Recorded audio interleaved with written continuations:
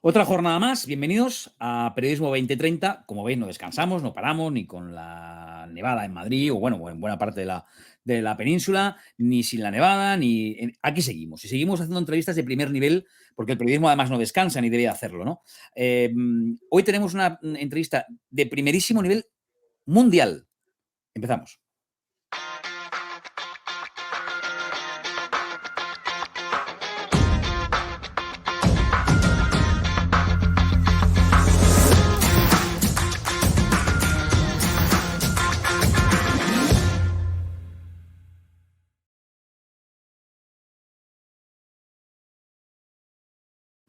Porque empezaba yo hablando de la nevada en Madrid y resulta que estamos hablando del periodismo a nivel mundial, ¿no? Fernando Jáuregui, ¿qué tal? ¿Cómo estás? Pues muy bien.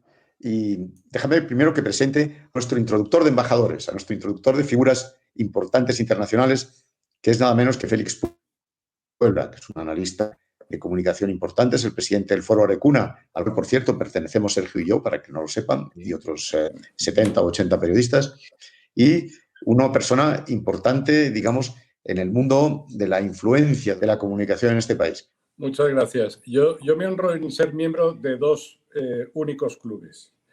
Uno del de Foro Arecuna, ¿no? Que como diría Groucho Marx, yo no pertenecería a un club en el que me admitieran como socio, con lo cual, teniendo a Sergio Martín y a Fernando Jáuregui de socios, es una garantía para todos, incluido para mi madre, que está más segura. Y el segundo club al que pertenezco, el segundo selecto club al que pertenezco es a la SIP, a la Sociedad Interamericana de Prensa, cuya dirección ejecutiva ostenta Ricardo Trotti, que es nuestro invitado de hoy. Yo al COVID no tengo nada que agradecerle, más bien tengo que reprocharle cosas. Es que yo a Ricardo tenía la oportunidad de juntarme con él al menos 2 veces al año, en realidad, y luego en virtual otras cuantas ocasiones, que eran las 2 reuniones semestrales de la SIP. Y desde Cartagena, de Indias, yo creo, Ricardo, que no hemos vuelto a coincidir en lo presencial, pero sí en lo virtual, porque en el 30 de junio de este mismo año tuvimos la oportunidad, o tuve yo el placer, de compartir una mesa de debate organizada por el Fórum de Periodistas de Panamá, en donde los dos éramos ponentes para debatir sobre la libertad de expresión en tiempos de pandemia, ¿no? Y yo me he permitido, Ricardo, sugerirte tanto a Sergio como a Fernando, como almas mater del proyecto Periodismo 2030, porque yo creo que tú tienes una serie de cualidades que a nosotros nos interesan especialmente y que creo que deben dotar del contenido de la conversación, que es fundamentalmente una conversación de la tarde de hoy.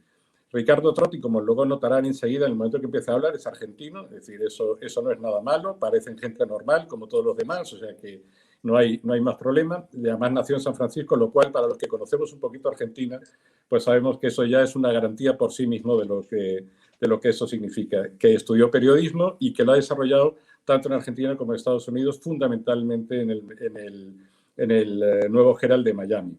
Y ahí se ha quedado, ahí está en la CIP, ahí está trabajando, ahí sigue colaborando con una buena parte de los periódicos más importantes de Latinoamérica, como el Universal de México, el Comercio de Perú, obviamente también el nuevo Herald de Miami.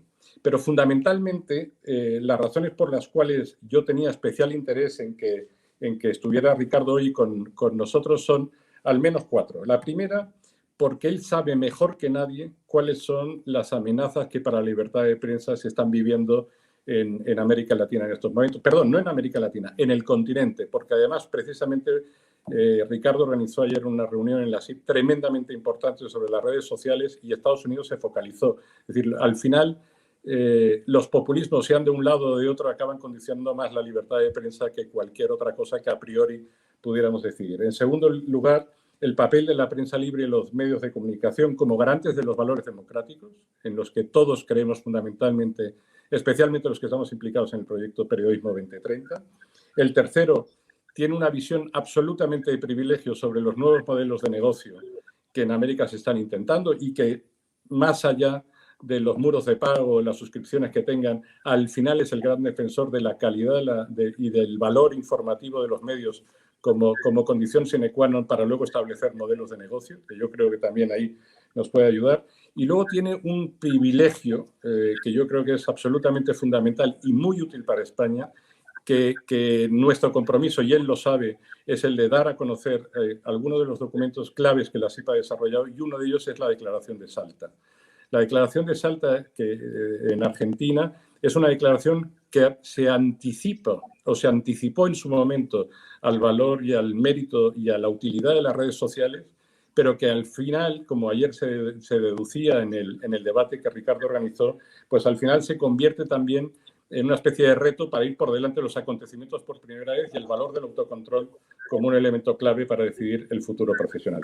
Como ven todos ustedes y como espero que puedan ver los estudiantes que a posteriori tengan acceso tanto a los vídeos y todo el resto de la gente que se conecte a todas esas cosas que luego Sergio hace muy bien cuando marca lo de abajo, pues no se pierdan la entrevista de hoy y sobre todo sigan a ese hombre que dirían en las películas de espías, ¿no? Porque Ricardo Trotti tiene una posición y tiene el privilegio no de estar en la atalaya, sino de tener el criterio para desde la atalaya a ver y analizar todo lo que sucede en el mundo del periodismo iberoamericano.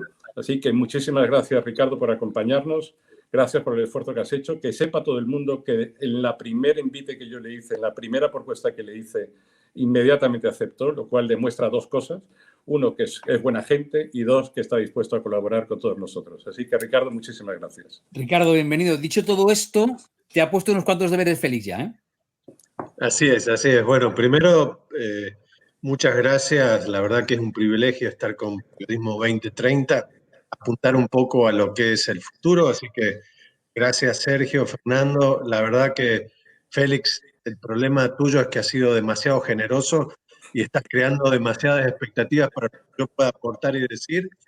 Lo puedo hacer desde el punto de vista de mi trabajo y de mi amor por el periodismo y la pasión que he tenido por estos últimos 40 años, que siempre me he identificado, no solamente por informar, pero sobre todo amando a nuestra profesión y tratando de ver todos los temas y los dilemas que nos enfrentamos los periodistas día a día, ¿no? Así que creo que has participado ayer un poco en esto que estabas hablando, para tratar de desentrañar un poco el problema este de las redes sociales y Trump y lo que ha sucedido en los últimos, yo diría en las últimas semanas, y creo que es apasionante estar viendo cómo, pese a que nosotros estamos defendiendo principios de siempre del periodismo, han aparecido una suerte de nuevos dilemas al periodismo, especialmente por lo que ha traído el Internet. Y estamos ante desafíos nuevos en los que no solamente los gobiernos, sino también los periodistas, las asociaciones, estamos tratando de descifrar de qué forma podemos enfrentar estos temas, ¿no? Así que creo que yo siempre digo que en el periodismo estamos ante experiencias terribles y fascinantes al mismo tiempo.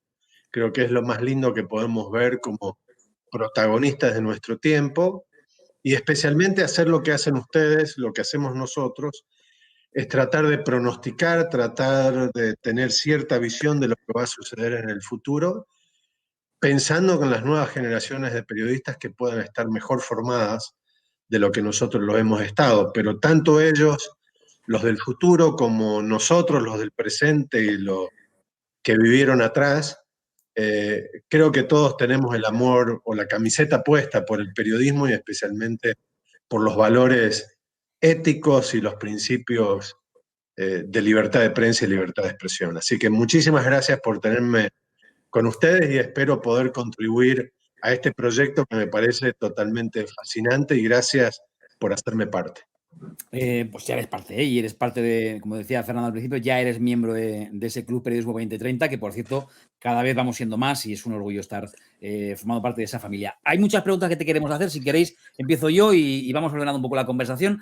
Podríamos empezar a desentrañar este inmenso melón por muchas partes, pero como hay un tema muy de actualidad, me gustaría conocer tu opinión, tu visión sobre el asunto Trump y su relación con las redes sociales. Y yo creo que es uno de los temas más candentes y de más actualidad, y que sé que está generando muchos debates. Creo que ayer mismo generaba un debate que tú mismo habías organizado a través de la SIP. Y hay un asunto, a ver, en fin, cada uno tiene su opinión sobre Donald Trump y no vamos aquí a entrar en cuestiones políticas, pero sí su relación con los medios de comunicación, que desde el primer momento fue muy convulsa.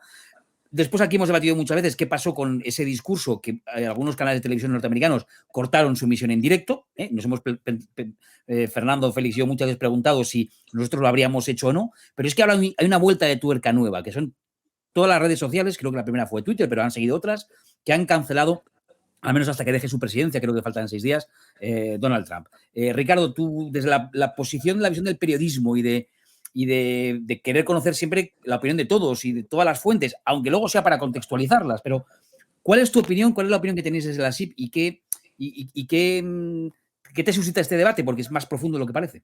Sí, muchísimas gracias, Sergio. Bueno, para mí es bastante simple. Es decir, más allá de la simpleza de que uno pudiera estar totalmente afín o no al protagonista, Trump, la verdad que ese no es un tema de discusión. Obviamente sí, el tema de la apología a la violencia o la insurrección o las acusaciones de responsabilidad que él tuvo en los actos del 6 de noviembre. Sí me quiero centrar un poco en lo anterior, lo que ha señalado sobre todo cuando Trump estuvo denunciando un fraude electoral que muchos decían que no tenía realmente un sustento. Fue justamente el día posterior a las elecciones y cuando 3 cadenas de televisión, de las más importantes de aire de Estados Unidos, cancelaron o bloquearon prácticamente la señal de él y la dejaron en algunos medios. Ahí yo la verdad que lo primero que atiné me pareció que fue una censura directa.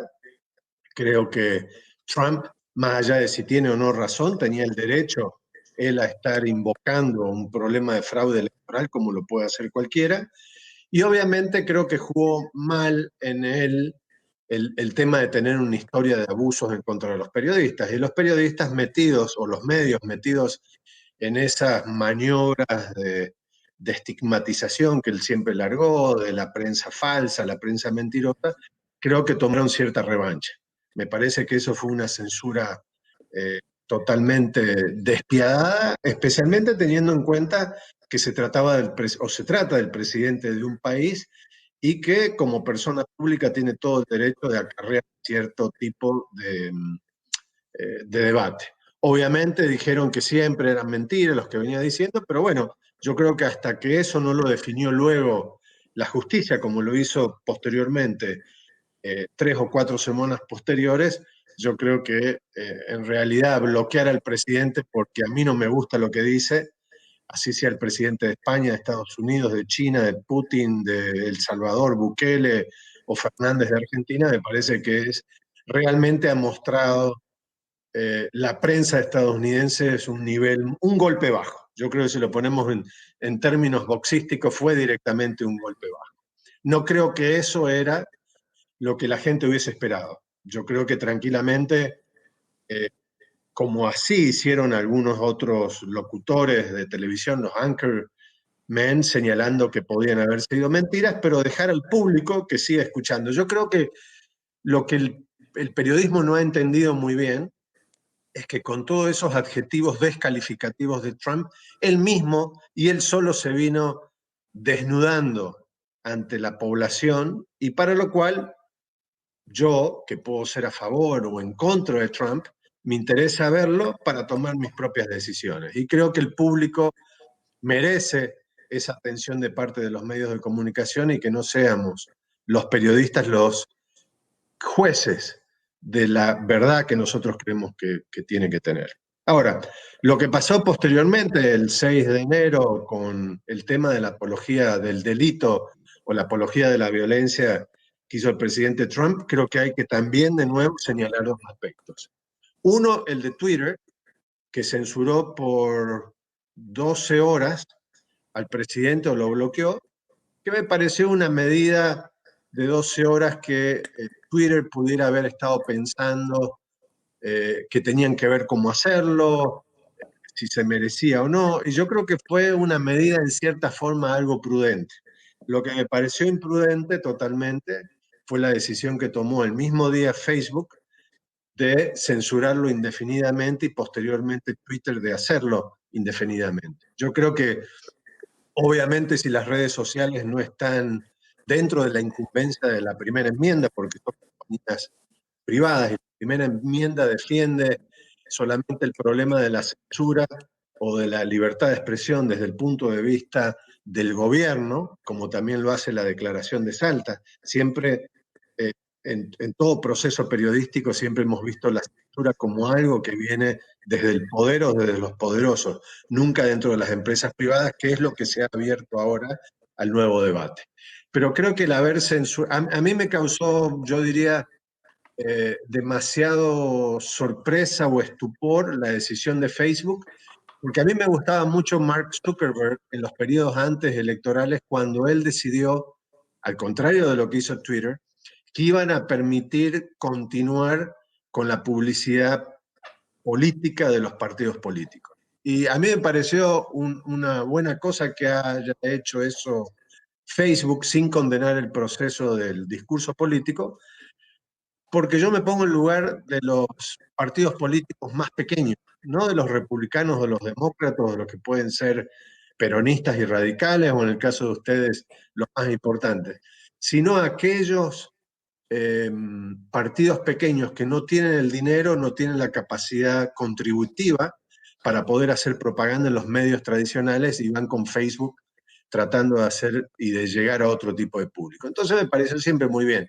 Me extrañó muchísimo la actuación de Facebook, en este caso, no la de Twitter, porque la veía venir, de que hayan censurado indefinidamente al presidente de Estados Unidos, para lo cual eso es como inferir que el presidente de Estados Unidos va a continuar haciendo apología del delito, o ni siquiera va a poder mandarle un beso, un abrazo a Melania o a su hijo, o hacer otras cosas de las que él hacía personalmente en Facebook. Entonces me parece que censurar el discurso político, que es totalmente público y del cual no solamente los 80 millones de seguidores de Trump, pero todos los demás miles de millones de personas que seguimos lo que él dice sin ser sus seguidores, creo que es importante que ese discurso permanezca. Entonces, más allá de la violencia, creo que en el caso de Facebook, Twitter y todo lo que ha pasado, si le hubiese podido censurar o autorregular, para ponerlo desde el punto de vista de la ética periodística o de la ética de las redes sociales, aquellos mensajes que tuvieran apología del delito, o si se le ocurriera hablar de obscenidades o de prostitución o lo que fuera, o cualquier otro delito que ya está contemplado en todos los códigos penales de cada uno del país.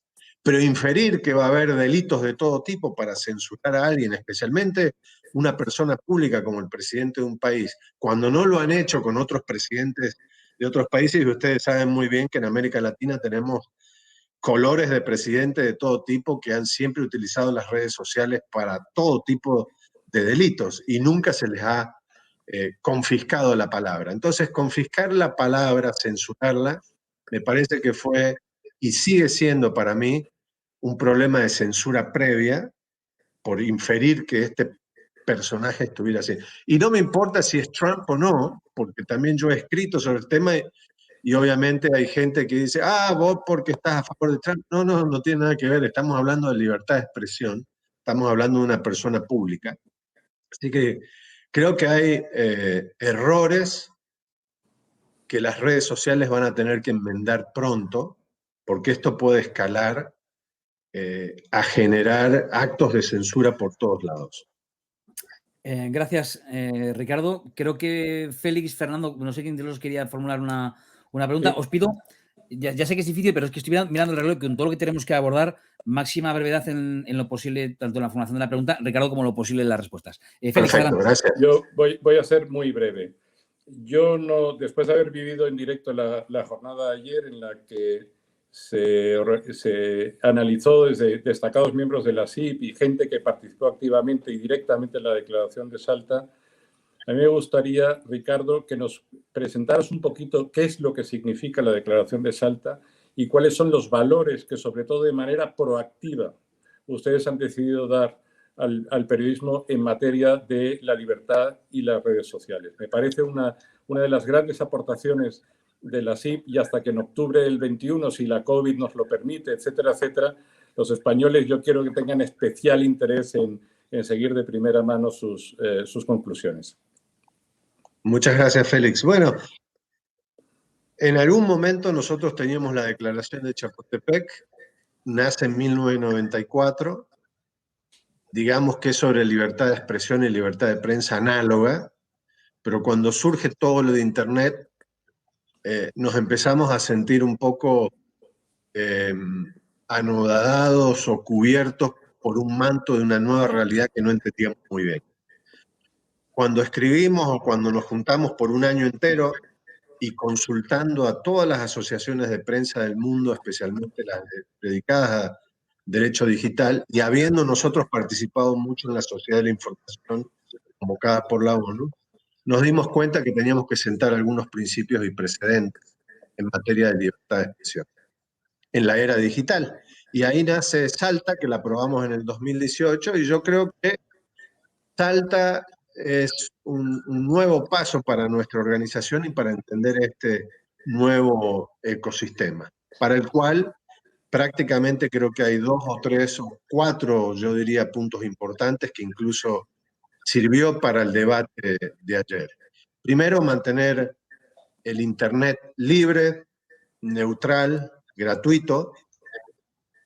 Segundo, otro principio importante, de que no tiene que haber agravación o agravantes de penas para la libertad de expresión en el sistema digital, como puede ser con los medios de comunicación.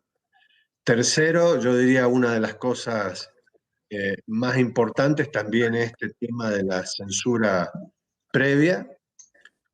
Cuarto, un especial interés con los intermediarios tecnológicos para que no haya censura de su parte, y sí que invoquen y creen programas de alfabetización digital para que el usuario entienda los deberes y responsabilidades que tiene. Otro punto importante es la responsabilidad que debe asumir el gobierno para no regular excesivamente sobre materia digital y que no cambie lo que está sucediendo en estos momentos de una libertad más plena de la que siempre estuvimos acostumbrados.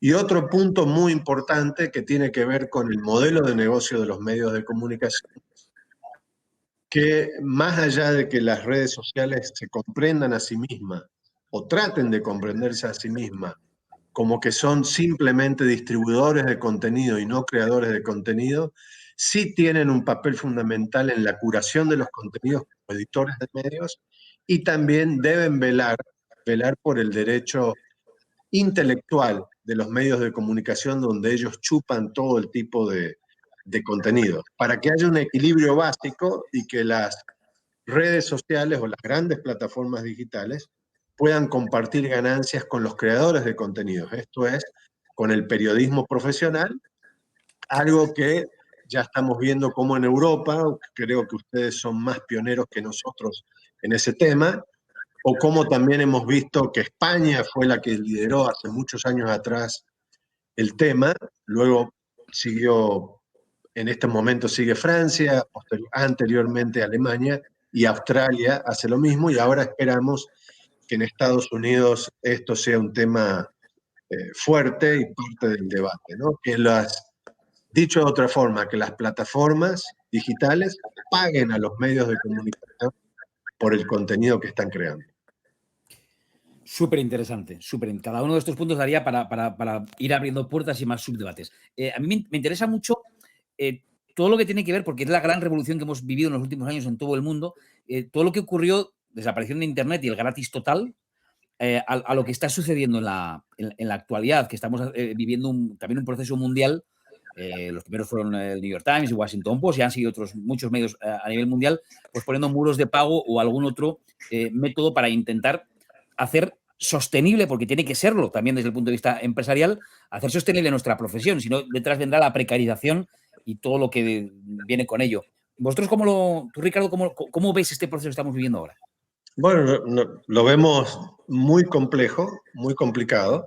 Es un problema que en América Latina se está viviendo tal vez en los últimos 5 años de una forma estruendosa, algo que se venía marcando la pauta en Estados Unidos en los últimos 20 años con una cantidad impresionante de medios, más de 10.000 medios que han cerrado en la última década y media en Estados Unidos, dejando miles y miles de trabajadores de prensa en la calle, por un modelo que no estaba siendo muy sustentable, y cuando casi toda la publicidad prácticamente se ha ido hacia las plataformas sociales, la publicidad prácticamente de todos los retails y de todas las compañías. Muy poca publicidad fue quedando para los medios de comunicación, y fue una epidemia o algo endémico que surgió primero con los avisos clasificados, porque claro, las plataformas sociales siempre tuvieron mayor tecnología y fueron descubriendo a las audiencias sus sentimientos y sus logros, etcétera, etcétera. Entonces, obviamente,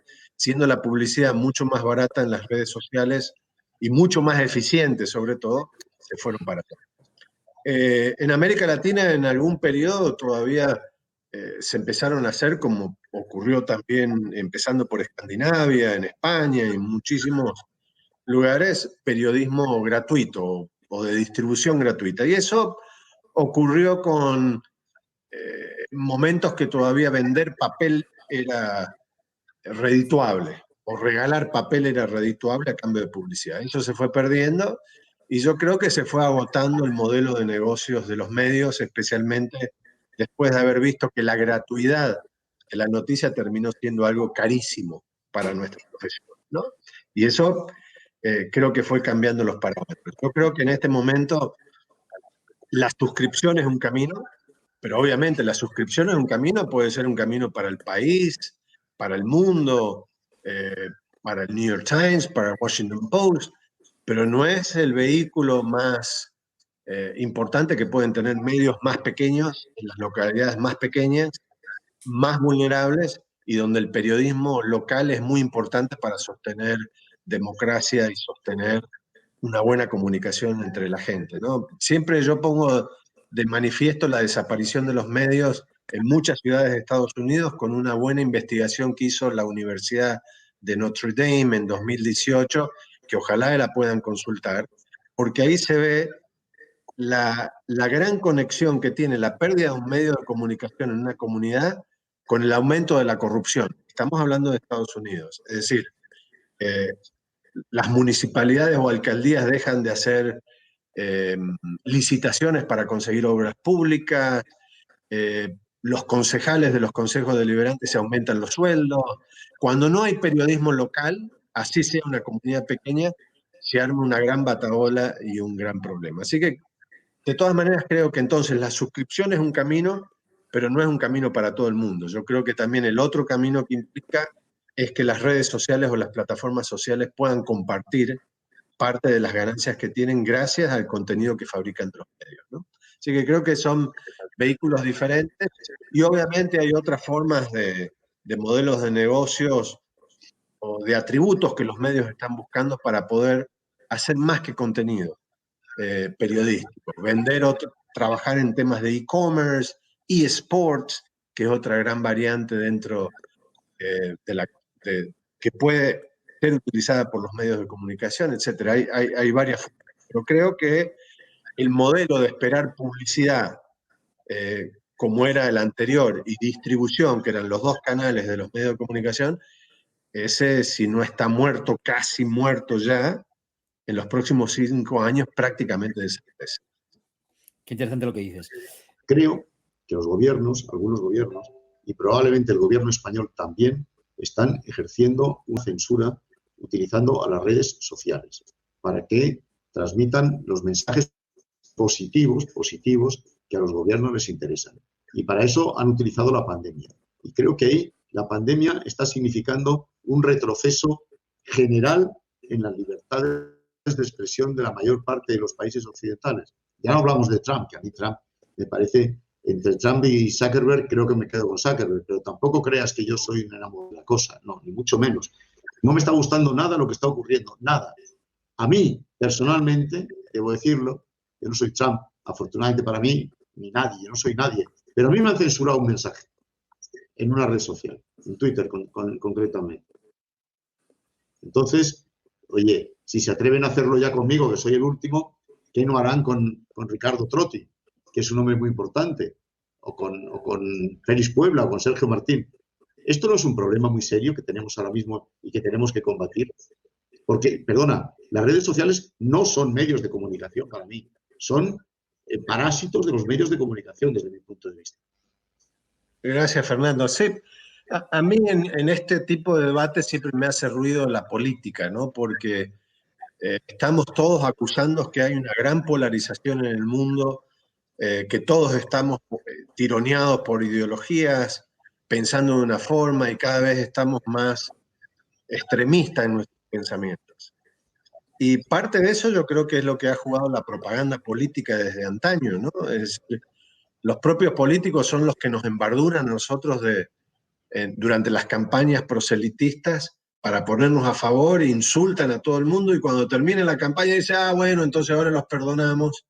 La verdad que lo respetamos porque es una buena persona el que perdió o el que ganó, y nosotros los usuarios nos quedamos, nos han calentado la cabeza por los últimos 7, 8 meses, y ahora nosotros tenemos que volver a ser, tener pensamientos neutros, ser inertes. Entonces yo creo que hay parte de eso. Lamentablemente, a ver, las redes sociales creo que han traído, las plataformas, han ejercido un poder total a favor de la libertad de expresión. Yo creo que no podemos negar que la vida humana ha cambiado para bien en muchas de las cosas, ¿verdad? Y creo que los logros que se han alcanzado, la tecnología de la comunicación e la información ha traído beneficios grandísimos a la población. Pero también, bueno, está la otra parte, que también ha traído desastres a la población en materia de comunicación. Y yo no estoy hablando ya de los políticos, sino de nosotros, los humanos regulares, digamos, ¿no?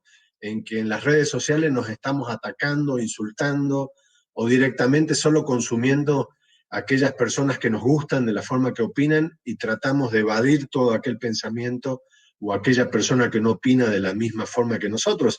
Eso los algoritmos de Facebook lo concentran muy bien. Entonces creo que ahí hay una corresponsabilidad entre plataformas, la forma en que están ideadas. Yo siempre con pavor leo continuamente todas las semanas que salen gente de Facebook, gente de Twitter, hablando de la podredumbre, cómo se han creado los algoritmos para captar nuestras atenciones, y en realidad terminamos siendo conejitos de India, ¿no?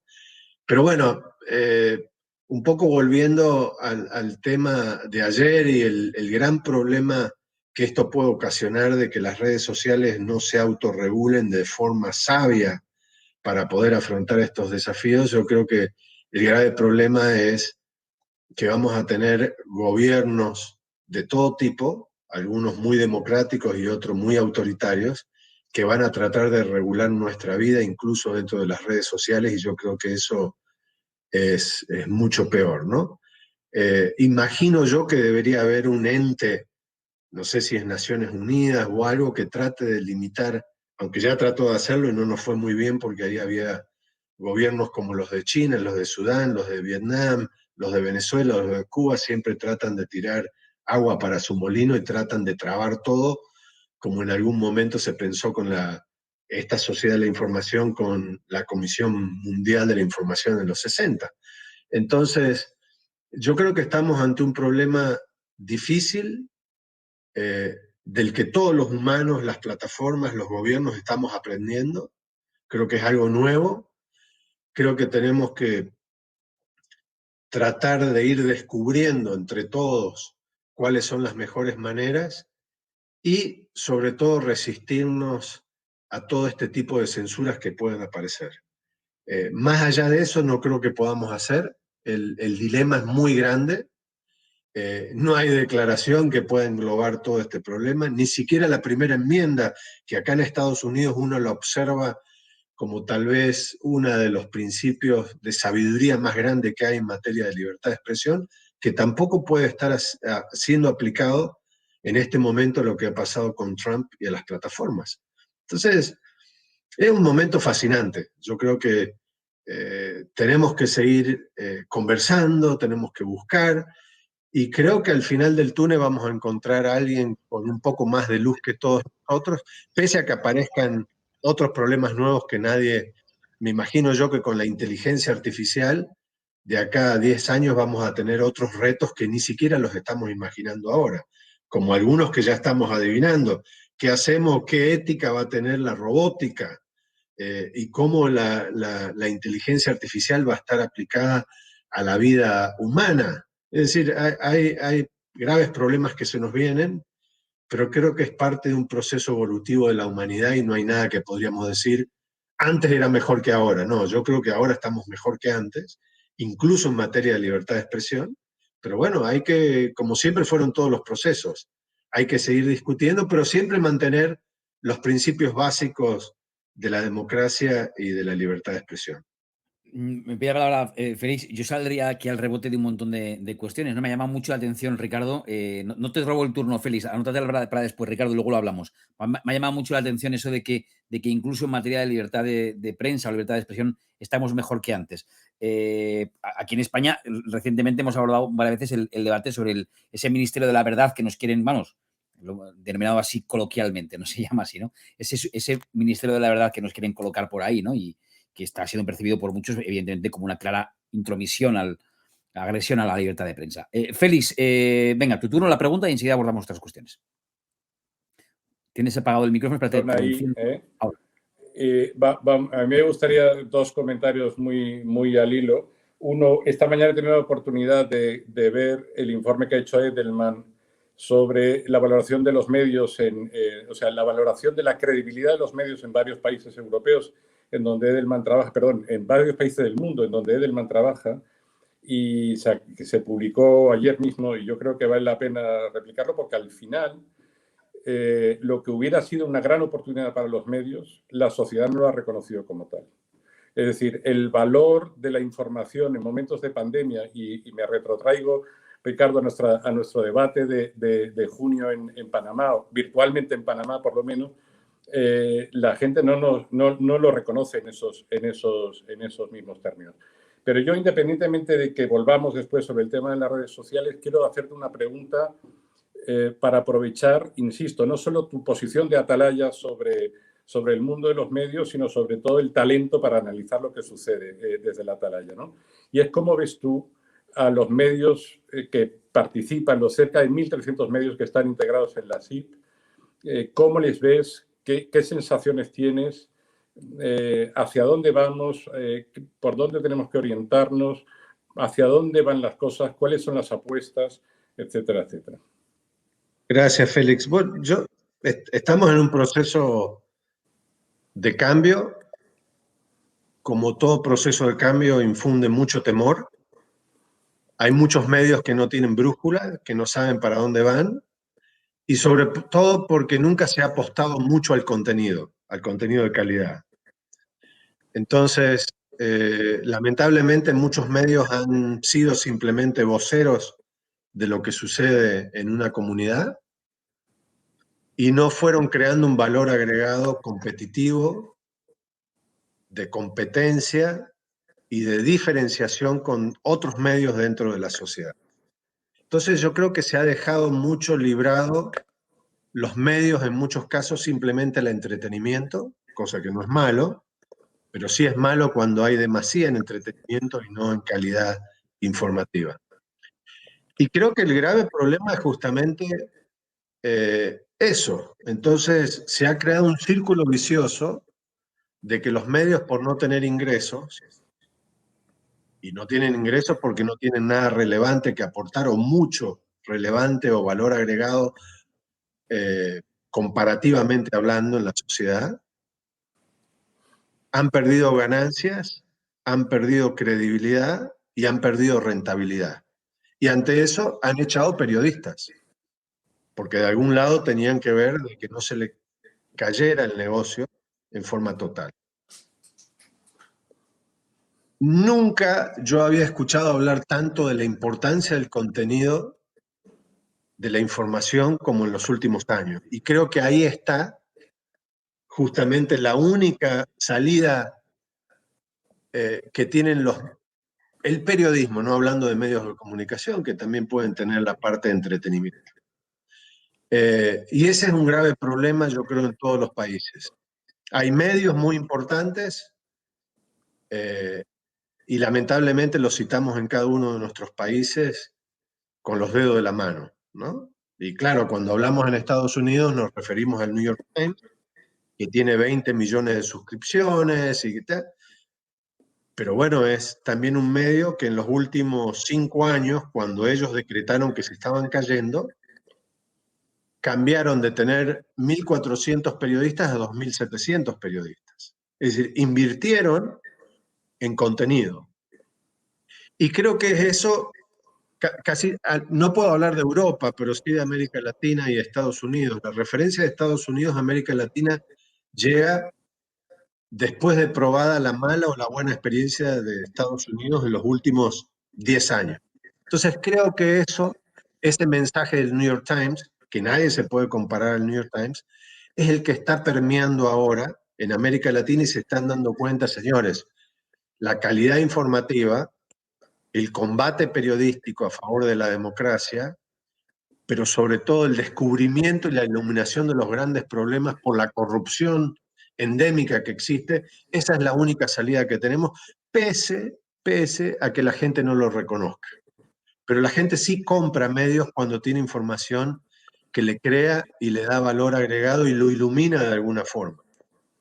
Pero bueno, no hay muchos medios grandes en América Latina, hay muchos medios pequeños que lamentablemente son como que están en la Vía Láctea titilando y seguramente se irán apagando porque hay un agujero negro que los está chupando a todos y se trata de la desinversión.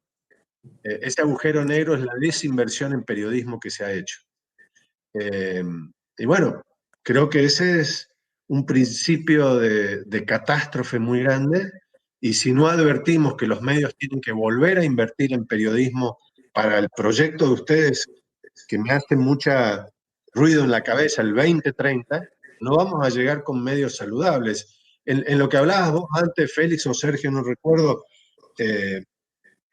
o Fernando, yo creo que el tema de lo que ha pasado también, especialmente con lo que pasa con analítica después de Facebook, con todo el problema del 2016, cuando parece que la sociedad recupera el problema de las noticias falsas, que era un problema súper viejo para la propaganda política, creo que para mí fue una de las mejores cosas que nos puede haber pasado al periodismo.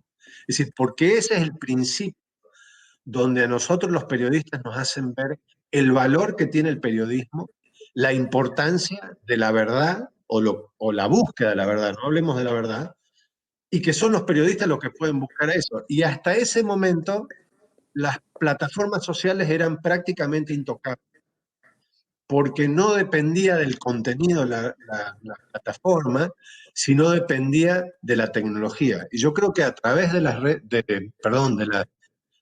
de este gran golpe que fue las noticias falsas, gracias a Dios que apareció un tipo loco como Trump para hablar de noticias falsas, para ponerlo en el tema del debate, ¿no? De las elecciones de 2016.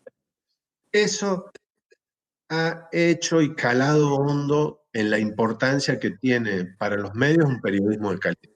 Yo creo que esto es lo que le debemos a esta época tan difícil de que las noticias falsas nos ayuda a revalorizar el periodismo y el rol de los medios de comunicación. Y a mí no me importa mucho que la gente no crea mucho en los medios de comunicación. Salimos muy mal en las encuestas.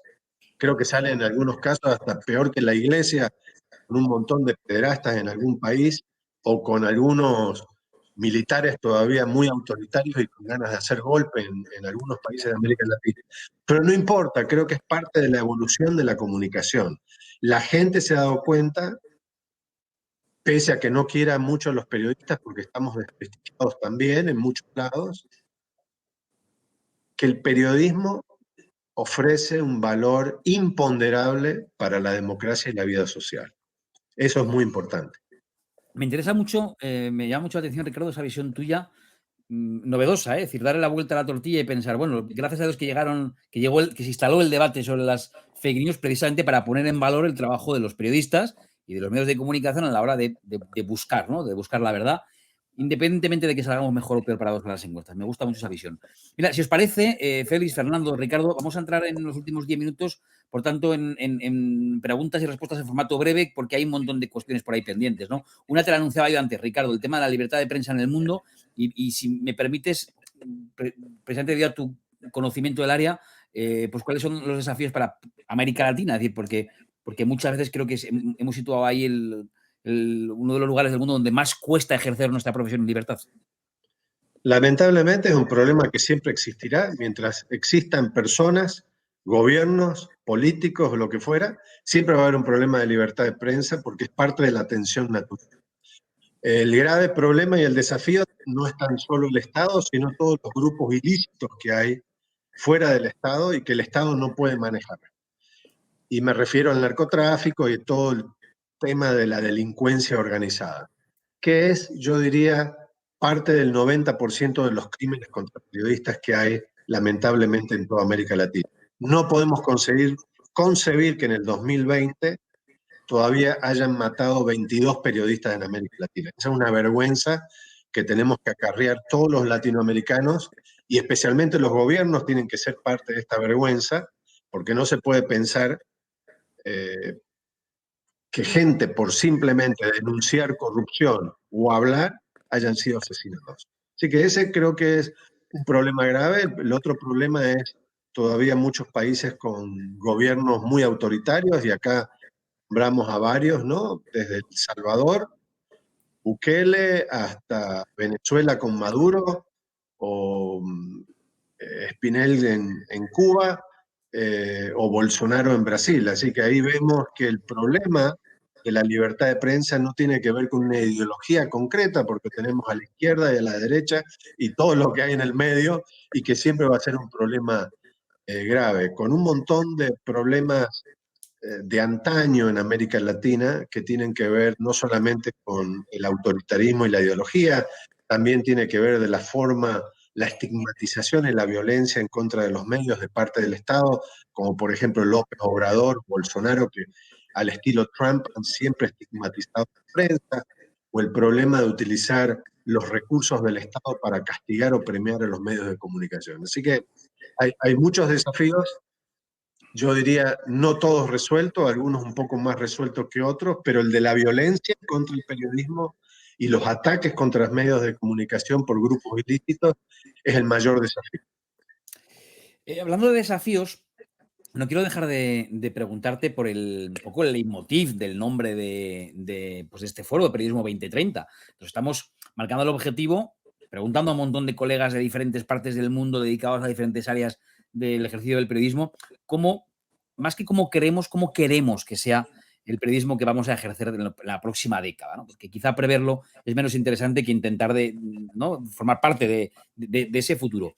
Nos están escuchando muchos colegas jóvenes, muchos que están entrando en el mercado laboral, que están a punto de hacerlo, que quieren hacerlo, y seguro que están pensando muchos, vale, bueno, oye, pues me estáis contando un montón de cosas muy interesantes, pero al final, ¿esto por dónde va?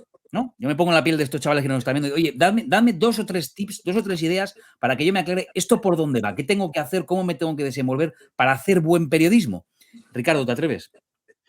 Sí, mira, es una pregunta difícil y algo que uno se preguntaba hace 10 años atrás para el 2020, no lo puedo adivinar muy bien.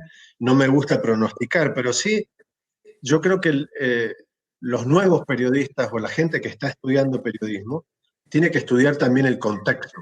Yo creo que muchas veces en América, al menos de lo que conozco, nos preparaban para ser buenos periodistas y buenos periodistas era cómo investigar, cómo hacer periodismo, cómo entrevistar, cómo publicar, etc.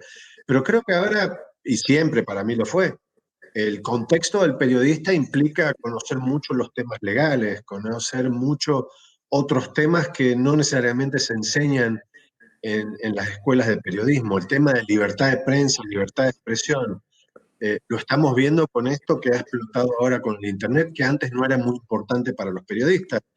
Era algo que lo tenían que manejar gobiernos y organizaciones dedicadas al periodismo, sindicatos, pero nunca era un tema de periodista en sí. Yo creo que ahora un periodista tiene que estar formado un poco más holísticamente. No hablo simplemente de cuestiones culturales o de nuestra profesión, sino apreciar un poco mucho más que nuestra profesión de periodista toca muchas aristas. Son aristas muy diferentes y hay que estar preparados, pero siempre con la mente puesta en los principios básicos del periodismo, que son los de siempre, ¿no? Los de la independencia de criterios, lo de la búsqueda de la verdad como el norte de nuestra profesión, y sobre todo ofreciendo eso como el gran servicio que podemos hacer a nuestra sociedad y a las noticias. Fernando, me pedías la palabra. Yo creo que quien debe cerrar esta serie de preguntas es Félix, el maestro Félix Puebla, evidentemente. Aparte que yo me siento un poco handicapado con estos problemas que estoy teniendo de micro y de audio, pero yo no quiero dejar pasar esta ocasión, Ricardo, tú lo has recordado, y has hecho muy bien, sin rendir nuestro humilde homenaje, desde aquí, desde el Foro Periodismo 2030-2030, a todos esos compañeros que se han dejado la vida, que se están dejando la libertad, no solamente en México, no solamente en China, no solamente en Turquía, en muchos sitios. Yo creo que aquí, en este foro, merece la pena que les rindamos un mínimo homenaje. Y yo te agradezco mucho, Ricardo, que los hayas traído aquí, porque es que realmente son nuestros compañeros de esos periódicos locales, de provincias, modestos, que por denunciar una irregularidad, pues se han jugado la vida o lo han perdido de una manera brutal. Y te agradezco también mucho los consejos que has dado a nuestros estudiantes. Yo creo que merece la pena escuchar a alguien como Ricardo Trott y nada menos opinar sobre estas cuestiones. Yo me quedo con millones de preguntas y millones de comentarios por hacer, que me he tenido que, mientras os estaba oyendo, veía que no podía intervenir, me estaba quedando absolutamente, me estaba quemando por dentro. Pero yo prefiero que sea Félix Puebla quien termine esto, y yo simplemente agradeciéndote muchísimo en nuestro nombre, en el de la gente que hacemos el Foro 2030, que hayas estado con nosotros, que haya sido un rato muy breve, la verdad, pero en fin, a mí me ha servido muy poco, pero bueno, supongo que ahí te tenemos como amigo, te tenemos como socio del club y volveremos a ello. Félix, por favor. Ya sabes, Ricardo, que la censura tiene extraños vericuetos, extraños caminos, y sobre todo en época digital más todavía, porque podemos bloquear según qué línea. Pero yo no quiero desaprovechar para hacerle a Ricardo dos cuestiones que a mí me parecen muy relevantes. Y te confieso que para mí, que recibo a diario las actividades de la SIP, el resumen de noticias de la SIP, etcétera, etcétera, me admira la implicación y el valor de la SIP en tomar partido activo y directo por todos los atentados contra la libertad de expresión que se viven en Iberoamérica en el continente americano, porque la SIP va mucho más allá, que Iberoamérica va desde Canadá hasta la Tierra de Fuego, incluido el Caribe también. Con lo cual, vaya por ahí mi reconocimiento, y por ahí yo quisiera avanzar, ¿no? Pero en segundo lugar, decirte que si la COVID nos lo permite, en octubre la SIP vendrá a Madrid a celebrar su reunión semestral. Yo lo único que quiero es que cuenten con el proceso de Periodismo 2030, que cuenten con nosotros. Nos encantaría poder participar, nos encantaría ponernos a su disposición. Ese club al que antes Sergio y Fernando hacían referencia al inicio de la conversación, están algunos de los más destacados profesionales de la información en España, y nos encantaría implicarnos porque el Foro Alecuna y muchos de los aquí presentes, y los tres que estamos aquí somos miembros activos del Foro Alecuna, cuando nos nacimos comprometiéndonos a acercar esas dos orillas. Con lo cual, eso por un lado, ¿no? Y vuelvo al origen de la pregunta. A mí me preocupa muchísimo. Hasta ahora era muy fácil esquematizar. Hasta ahora era muy fácil asignar quién era el bueno y el malo, quién era el que estaba a favor y quién era el que estaba en contra. Ahora ya todo se ha vuelto transversal. Me preocupa mucho el concepto de populismo. Ya no hay populismo ni de un lado ni del otro, sino hay populismo. Y todos los populismos tratan de utilizar en su favor los medios de comunicación, tratan de tergiversar la realidad, tratan de volver verdad lo que es mentira. Y a mí me preocupa cuál es el papel institucional que la SIP, perdón, no es que me preocupe, es que valoro especialmente cuál es el papel y el compromiso formal que la SIP a diario adquiere en defensa de la libertad de expresión y de la denuncia de atentados contra la libertad de expresión. Y por lo que nos toca en España, me encantaría que nos dieran los grandes tips para poder aprender aquí. Mira, a ver, ojalá que podamos hacer la reunión en Madrid en octubre y obviamente contar con Periodismo 2030 para hacer un panel sobre los temas que a todos los socios de Periodismo 2030 les atañen, y yo creo que podría ser algo una contribución muy válida para nosotros. Así que eso quedamos comprometidos. El otro tema es parte esencial. La CIP no ha mirado nunca a quién protestar, denunciar o reunirse con. Lo ha hecho desde Stroessner a Onganía, a Pinochet, que ha estado en parte de las reuniones nuestras. Siempre la CIP le ha marcado la cancha a todos estos grandes dictadores autoritarios o populistas. Una vez me hicieron una pregunta muy parecida en la época de Correa, en Ecuador, un medio de comunicación de ese país. Y me dijeron, ¿qué es lo que tenemos que hacer? Y yo le dije, miren, que creo que es lo que se confunde en muchos medios, y se han confundido muchos medios en Estados Unidos con Trump, muchos medios en Argentina con la Kirchner, muchos medios en Venezuela con Maduro o Chávez, y muchos medios obviamente también se han confundido con Correa en Ecuador.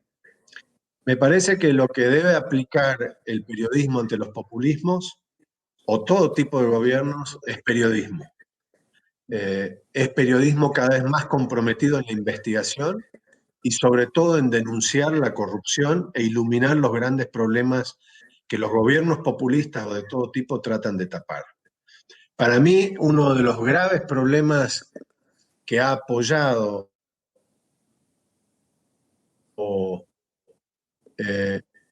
el fortalecimiento de los populistas es que los medios se metieron en el barro de la política y han empezado a tratar de mantener una guerra constante de peleas y choques con los populistas, y han perdido su norte. Y eso lo puedo ver yo en periódicos como El Universo en Ecuador contra Correa o Clarín contra Kirchner, y se han enfundado en peleas prácticamente personales entre la política y el medio.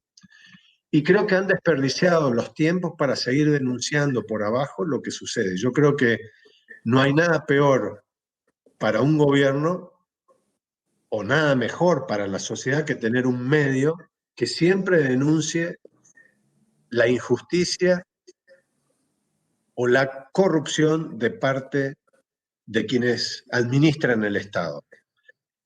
Y a veces yo siento, como ha sucedido con Trump, que los medios terminan embarrados, como decía aquel tango de Goyeneche, todos en el mismo lodo manoseados, ¿no? Entonces los medios y los periodistas terminan confrontando con el poder y olvidándose cuál es su propia misión y objetivo que tienen como periodistas. Yo creo que podemos contrarrestar los abusos privados o públicos o gubernamentales haciendo buen periodismo, y eso creo que es lo que los nuevos jóvenes del periodismo deben comprender, que no es necesario que los periodistas nos hagamos activistas para pelear contra el poder. Nosotros tenemos que tener siempre la visión de la observación y de ayudar a la gente a entender cuáles son los problemas, pero no a tomar o tratar de tomar las decisiones por la gente. Y creo que eso justamente nos lleva a lo que empezamos a hablar al principio de esta conversación con la pregunta de Sergio. El tema de las redes sociales. Creo que en este momento ellos se ponen como protagonistas de la discusión sin ser observadoras de la discusión. Y cuando uno se pone en protagonismo, periodista, red social, medio, pierde totalmente la perspectiva. Y al perder la perspectiva dejamos de ser periodistas. Yo creo que ese para mí es la lección de este tiempo.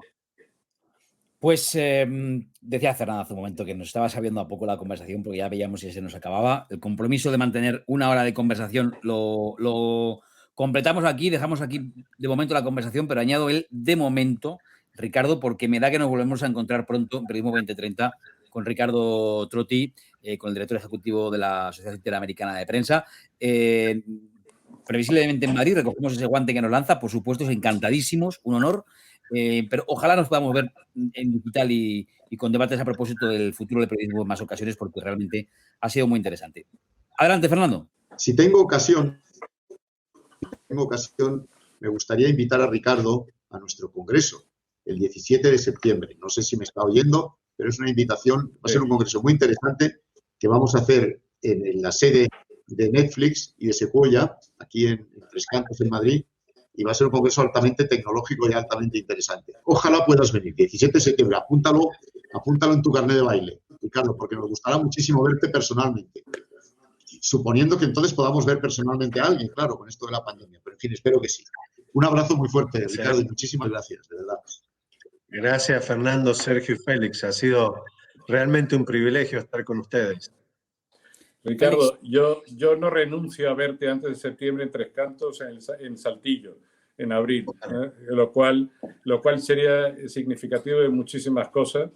Y luego verte en septiembre y luego verte en octubre. Ya veremos cómo nos organizamos entre todos, pero me parece de verdad, y ahí cuenta con nosotros para dar a conocer y a divulgar la magnífica labor que la Sociedad Interamericana de Prensa está realizando, sobre todo en definir de motu propio el futuro al que queremos aspirar, no que sean otros los que definan nuestro propio futuro.